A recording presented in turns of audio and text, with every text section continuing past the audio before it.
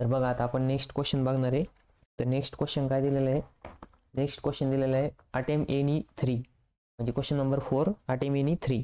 मग आता आपल्याला काय करायचं आहे, 3 क्वेश्चन अटेम्प्ट करायचे. ठीक आहे, मग 3 क्वेश्चन अटेम्प्ट करायचे. त्याच्यामधला फर्स्ट दिलेला आहे बघा, if x equals to a into cos cube theta and y equals to a into sine cube theta. ठीक आहे, तर मग सॉल्व करायचं आता. तर इथं काय करायचं आहे, फाइंड dy बाय dx. तुम्हाला काय करायचं आहे, dy by dx find out करायचं आहे. ठीक आहे, आणि dy by dx find out करून तुम्हाला डेरिव्हेटिव्ह काढायचा ॲट थिटा इक्वल्स टू π/3. म्हणजे जो dy बाय dx येणार आहे त्याच्यामध्ये जो पण थिटा राहणार आहे त्या थिटाच्या जागी π/3 पुट करायचं आहे. ठीक आहे, आता हे जर तुम्ही ऑब्झर्व केलं तर हे पॅरामेट्रिक फंक्शन दिलेले. काय दिलेलं आहे, पॅरामेट्रिक फंक्शन. तर बघा इथं एक्स आणि वाय हे 2 व्हेरिएबल आहे. ठीक आहे, हे काय 2 व्हेरिएबल, ते कशावरती डिपेंड आहे मी इथं थोडक्यात लिहून दाखवतो. बघा इथं एक्स आणि वाय असे 2 व्हेरिएबल आहे.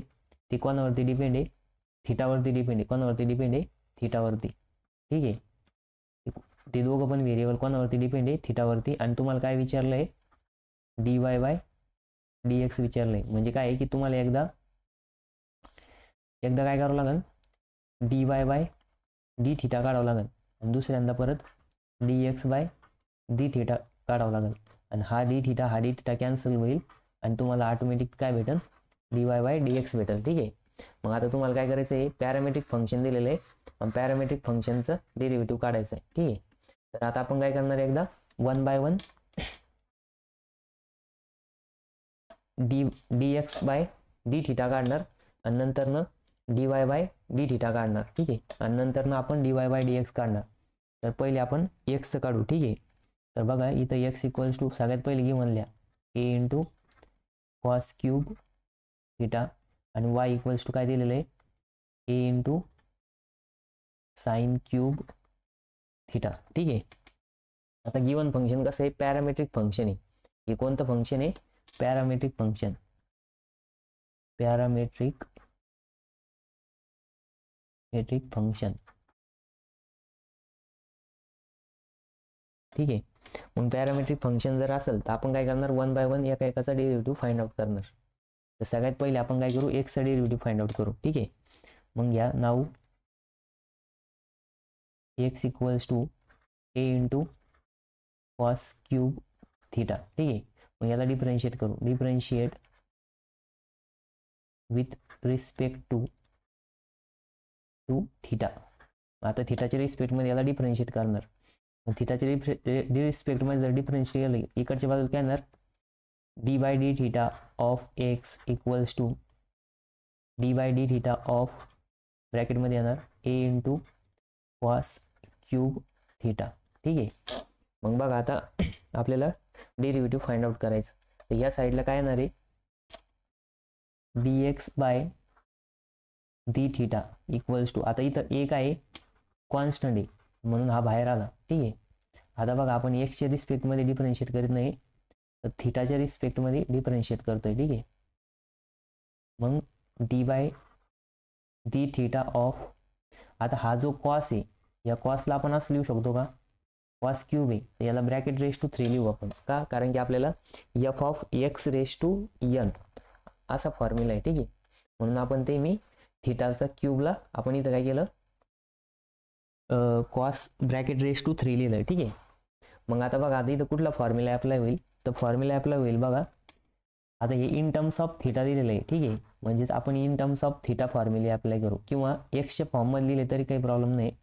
बघा सपोज मी असं लिहितो, D by D theta of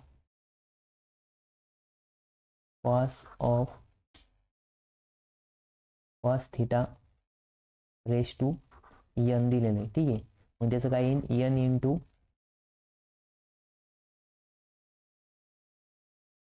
cos theta raise to N minus 1 into D by D x of cos theta. ठीक आहे, मग आता हा फॉर्म्युला इथं अप्लाय होणार. मग या साईडला काय येणार आहे, D by D theta of x equals to, आता ए तसाच, मग कॉस थिटा कॉस थिटाचा डेरिव्हेटिव्ह, आता कॉस थिटा रेस टू 3 दिलेलं आहे, म्हणजे इथं काय येणार ब्रॅकेटमध्ये 3 इंटू बघा 3 into cos theta raise to 3 minus 1 into D by D x of cos theta, sorry d by D x नाही, d by D theta of cos theta आहे, ठीक आहे. इथं पण थिटा, आता कारण की मला सवय आहे with respect to theta X differentiate करायची, त्याच्यामुळे मी इथं दरवेळेस माझ्याकडनं चुकून येत आहे काय एक्स येत आहे, ठीक आहे. तुम्ही लिहिताना मात्र काळजी घ्यायची, चुकवायचं नाही. मग बघा इथं काय येणार आहे, आता हा 3 कॉन्स्टंट हा बाहेर येणार, म्हणजे 3 into A cos theta raise to 3 minus 1 म्हणजेच 2 येणार, ठीक आहे.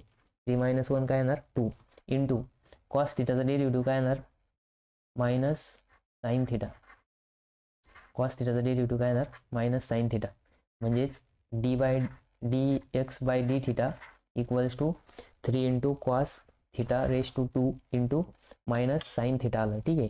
मग यालाच आपण थोडंसं मॉडिफाय करून जर लिहिलं तर D by D x by D theta equals to, आता बघा हे मायनस साईन आहे, हे मल्टिप्लाय, ठीक आहे, इकडे मल्टिप्लाय होईल, म्हणजेच मायनस 3a इंटू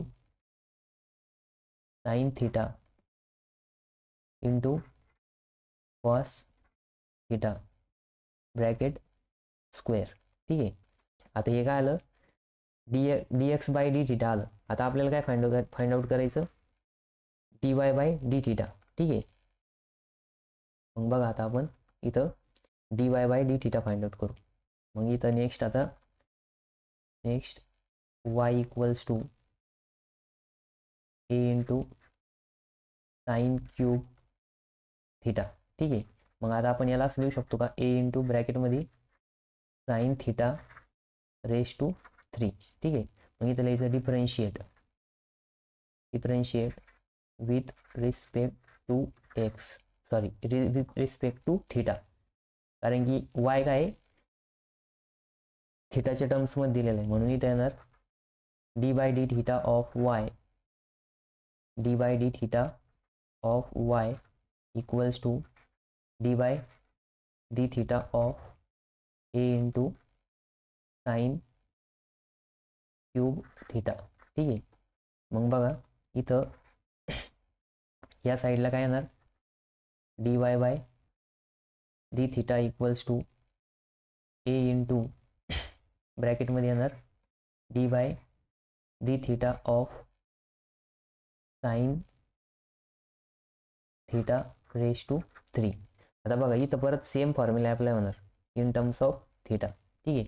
मग D by D theta of sine theta raise to n जर असेल, म्हणजेच f of x raise to N दिलेलं आहे, मग याचं काय येणार तर इथं एन इंटू ब्रॅकेटमध्ये sine theta raise to N minus 1 into D by D theta of sine theta, ठीक आहे. या फॉर्म्युलेनुसार याचं एक्सपान्शन होणार. मग आता बघा इथं ए काय कॉन्स्टंट आहे, ठीक आहे, D Y by D theta equals to A constant आहे, तो बाहेर आहे मल्टिप्लायला, ठीक आहे. मग आता 3 into sine theta raise to 3 minus 1 into D by D theta of sine theta, ठीक आहे, ब्रॅकेट कंप्लीट. मग इथे येणार बघा हे इंटू ब्रॅकेटमध्ये 3 इंटू ब्रॅकेटमध्ये sine theta raise to 2 into sine थिटाचा डेरिव्हेटिव्ह होतं कॉस थिटा, ठीक आहे, ब्रॅकेट कंप्लीट. म्हणजेच आपलं फायनल आन्सर आलं d by D theta of d Y by D theta is equals to, आता बघा हा 3 बाहेर येणार मल्टिप्लाय होणार 3 into a into cos theta into sine theta bracket square, ठीक आहे. आता बघा आपण इथं काय केलं डी बाय डी एक्स पण d by D x by D theta पण फाइंड आउट केला, d Y by D theta पण फाइंड आउट केला. ठीक आहे, आता आपण काय करू, दोन्ही पण कॉपी करून पुढच्या पेजवरती नेऊ आणि तिथं काय करू, D Y by D x find out करू. ठीक आहे,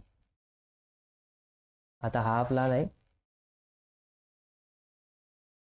हा काय आला आपला D by D x by D theta आलाय. ठीक आहे, आणि नेक्स्ट पेजवरती, मागच्या पेजवरती आपण परत इथं काय फाइंड आउट केलंय,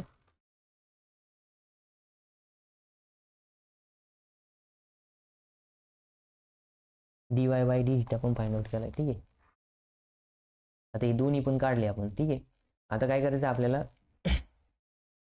बघा नाऊ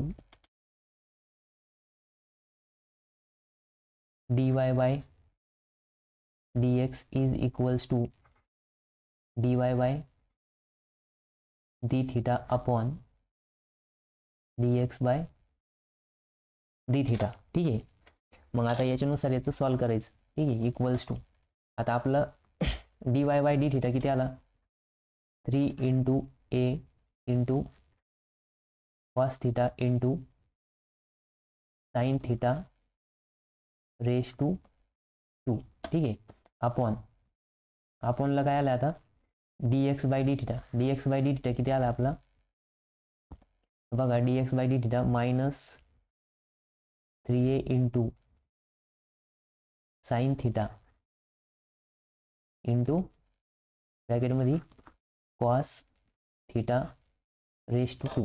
ठीक आहे, तर बघा आता इथं हा साइन थिटा आणि हा स्क्वेअर कॅन्सल होणार, हा कॉस थिटा आणि हा कॅन्सल होणार, त्याच्यानंतर ना हा 3a कट होणार, म्हणजे रिमेनिंग काय राहिलं, फक्त रिमेनिंग राहिलं बघा, आता हे मायनस साइन आहे. ठीक आहे, म्हणजे वरती राहिला साइन थिटा आपण खाली राहिलं फक्त minus into cos theta, minus into cos theta.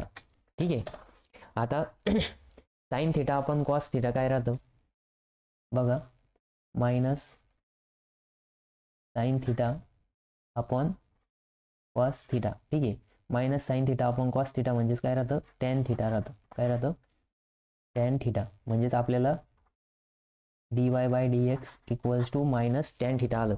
पण आपल्याला त्यांनी काय विचारलंय, डी वाय बाय, बघा इथं थिटा चुकून झालेलं आहे, इथं बघा D Y by D x विचारलेलं आहे. काय विचारलेलं आहे, D Y by D x. ठीक आहे, मग बघा इथं थिटा नाही तर एक्स विचारलेला आहे. ठीक आहे, टायपिंग मिस्टेक आहे. हां, D Y by D X at theta equals to pi by 3. ठीक आहे, मग आपल्याला काय करावं लागेल, पाय बाय 3ला फाइंड आउट करावं लागेल. मग पाय बाय 3ला फाइंड आउट करायचं. ठीक आहे, पाय बाय 3ला जर फाइंड आउट करायचं असेल तर काय करावं लागेल, थिटाच्या जागेवरती पाय बाय 3 पुट करावं लागेल. मग बघा खाली यायचं, D Y by D X at theta equals to pi by 3 equals to minus tan of pi by 3. ठीक आहे, मग काय येतं आन्सर, मग बघा D Y by D X at theta equals to pi by 3 equals to, आता pi by 3 जो आहे, पाय बाय 3 म्हणजे काय राहतं, 60 डिग्री राहतं. ठीक आहे, मग टॅन 60 डिग्री किती येतं, तर टॅन 60 डिग्री येतं बघा √3. मग इथं हे मायनस साईन आहे आणि √3 येतं. ठीक आहे, मग बघा मी इथं लिहितो, तर इथं आपण काय केलं, sine theta upon cos theta equals to काय तर टॅन थिटा यूज केलं तर. ठीक आहे, फॉर्म्युला यूज केला आणि इथं लिहितो मी tan pi by 3 equals to √3. ठीक आहे, म्हणजेच फायनल आन्सर काय आलं, मायनस √3 आलं. ठीक आहे, तुम्हाला जर टॅन 60 डिग्रीची किंवा पाय बाय 3ची व्हॅल्यू माहीत नसेल तर तुम्ही काय करायचं, कॅल्क्युलेटर तुमच्याकडं. ठीक आहे, कॅल्क्युलेटरमध्ये क्रॉस व्हेरीफाय करायचं. ठीक आहे, जर तुमचे पार्ट असेल तर काही प्रॉब्लेम नाही, जर तुमचं पार्ट नसेल तुम्ही कॅल्क्युलेटरचा यूज करायचं. ठीक आहे. तर बघा आपलं फायनल आन्सर आलं आहे dy/dx at theta equals to काय आलं -√3 आलं आहे. ठीक आहे. बघा आता आपल्याला हे पॅरामेट्रिक फंक्शन दिलं होतं. मग पॅरामेट्रिक फंक्शनमध्ये आपण काय केलं, एक्सला एकदा डिफरन्शिएट केलं विथ रिस्पेक्ट टू थिटा, नंतर वायला एकदा डिफरन्शिएट केलं विथ रिस्पेक्ट टू थिटा, आणि आपण काय केलं dy/dx फाइंड आउट केला. मग dy/dx काय आला आपला dy/dx इज इक्वल्स टू पुढच्या पेजवरती बघा dy/dx is equals to dy/d theta upon dx/d theta. मग dy/d थिटा लिहिला आणि dx/d थिटा लिहिला. आपल्याला -tan थिटा भेटलं. -tan theta at theta equals to π/3. मग tan π/3 म्हणजेच √3 राहतं आणि इथं हे मायनस साईन त्याला मल्टिप्लाय झालं. म्हणजे फायनल आन्सर आलं dy/dx at theta equals to π/3 equals to -√3. ठीक आहे. हा क्वेश्चन आला होता 4 मार्कसाठी. एकदम सिम्पल क्वेश्चन होता बघा डेरिव्हेटिव्हचा. तर आता आपण नेक्स्ट क्वेश्चन बघू.